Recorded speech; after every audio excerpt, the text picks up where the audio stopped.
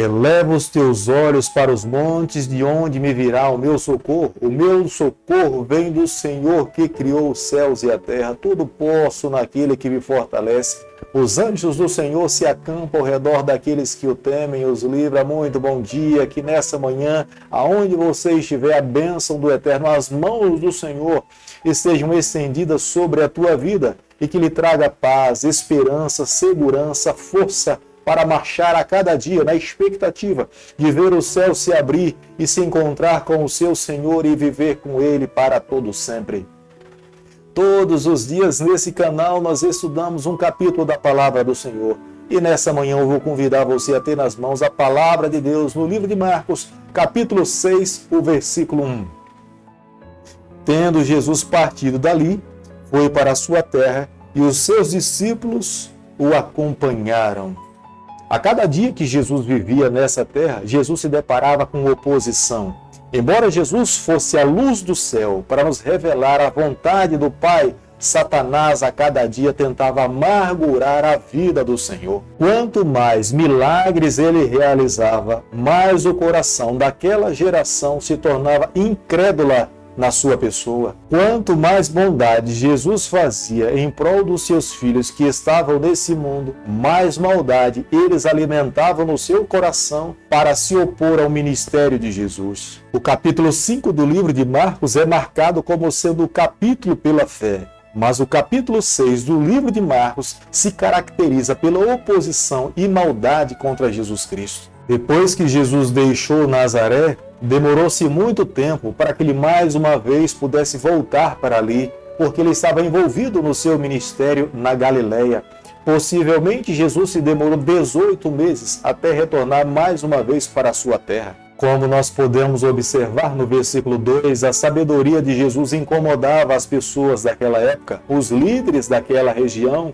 Eles olhavam para Jesus e viam claramente que os seus ensinamentos eram ensinamentos divinos. Embora ele fosse filho do carpinteiro José, mas eles sabiam que em Jesus havia algo em especial. Embora Jesus estivesse na sua própria terra, Jesus ali não realizou nenhum milagre. Não é que ele não tivesse poder para realizar milagres, mas era porque a incredulidade do coração daquelas pessoas da sua cidade lhe impediram de realizar algum milagre. Marcos capítulo 6, o versículo 7, a Bíblia diz o seguinte: chamou Jesus os 12 e passou a enviá-los de 2 em 2, dando-lhe autoridade sobre os espíritos imundos.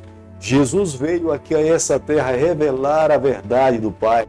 Mas Jesus sabia que ele tinha uma missão especial em mostrar a esse mundo quem de fato era o nosso Salvador. Jesus inicialmente dedica a ensinar, discipular 12 homens para que eles se tornassem seus representantes aqui nessa terra. Jesus tinha apenas o plano A. Para alcançar a todo mundo, o plano de Jesus era através desses 12 homens. Se esses 12 homens não entendessem a missão de Jesus Cristo, a sua missão estaria taxada ao fracasso. É por isso que ele divide esses 12 homens de 2 em 2, dando autoridade, ensinando a eles como é que eles deveriam anunciar as boas novas de salvação e os envia por todas as nações até os confins da terra. Marcos capítulo 6, o versículo 14, a Bíblia diz o seguinte: chegou isso aos ouvidos do rei Herodes, porque o nome de Jesus já se tornou notório, e alguns diziam: João Batista ressuscitou dentre os mortos, e por isso nele operam forças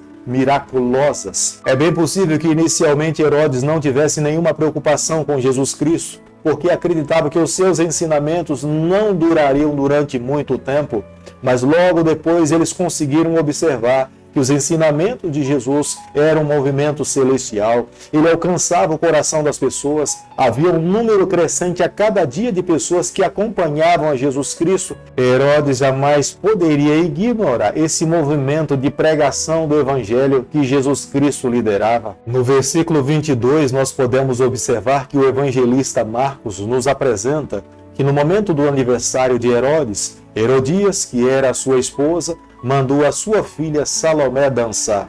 Uma moça honesta, uma moça íntegra, jamais dançaria uma dança sensual como Salomé dançou. fugia dos padrões morais daquela época, dançar uma dança sensual dentro de uma corte. O fato é que Salomé dançou e agradou a todos. Na verdade, Salomé se tornou um instrumento nas mãos da sua mãe para tirar a vida de João Batista. Embora Herodes temesse a João Batista, porque sabia que era um homem justo, um homem íntegro, um homem santo, as suas palavras eram reais e verdadeiras, mas diante da dança de Salomé, Herodes perdeu o controle da sua vida, o controle da razão. Herodes agora estava disposto a matar a João Batista e a poupar a atitude de Salomé e a aceitar o pedido de Herodias da morte de João Batista. Marcos capítulo 6, o versículo 34, a Bíblia diz o seguinte: Ao desembarcar, viu Jesus uma grande multidão e compadeceu-se deles, porque eram como ovelhas que não têm pastor, e passou a ensinar-lhe muitas coisas. A Bíblia apresenta Jesus como sendo aquele que se compadece dos seus filhos, daqueles que estão necessitados nessa terra. Nós não precisamos temer em recorrermos a Jesus Cristo.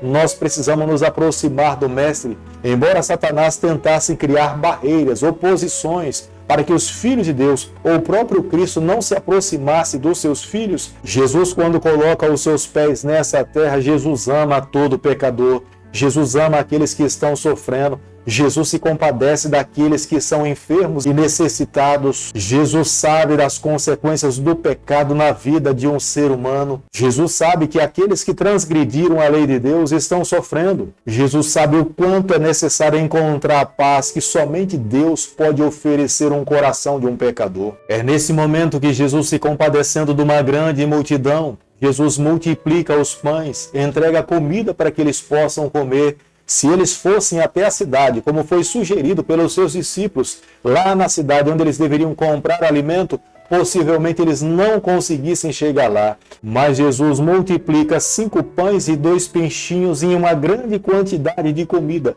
para que aquela grande multidão pudesse sair dali alimentada e tivesse condições de voltar para suas casas. Todos que estavam ali comeram e ainda sobraram 12 cestos de pães. No versículo 46 do capítulo que nós estamos estudando nessa manhã, nós podemos observar do segredo do sucesso de Jesus Cristo.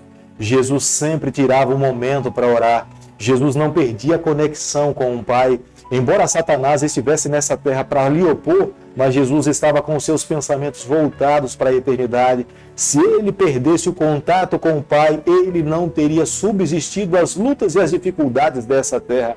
Mas por se manter em conexão com o seu Pai, Jesus não cometeu nenhum pecado, Jesus não cometeu nenhuma falha. Jesus é o nosso modelo, é a razão pela qual ele venceu na cruz do Calvário.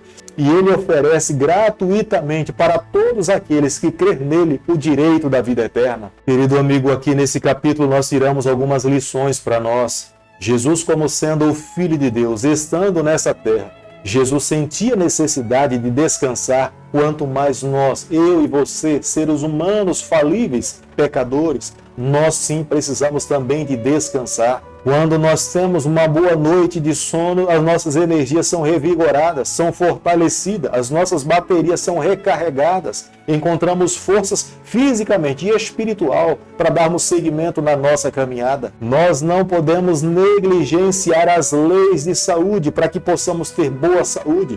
Quando nós menosprezamos as leis de saúde, consequentemente nós adoecemos. Jesus só teve condições de atender a todas as pessoas, realizar tantos milagres, construir um ministério itinerante, porque Jesus mantinha conexão com o Pai. Ele estava constantemente ligado com o seu Pai. A sua vida de oração é revelada na palavra de Deus. Ele estava em comunhão com o Senhor. É por isso que ele teve forças para resistir a Satanás. Jesus conhecia a palavra. Ele repreende a Satanás citando a palavra de Deus. Mas Jesus também, através da oração, estava em comunhão com o seu Pai. Se nos dias em que nós nos encontramos, nós também queremos construir uma caminhada sólida, forte, vitoriosa, nós precisamos olhar para a receita da vitória de Jesus, conhecer a palavra de Deus, viver a palavra do Senhor, transpirar a palavra do Senhor Está com o nosso coração aberto para ouvir a palavra de Deus,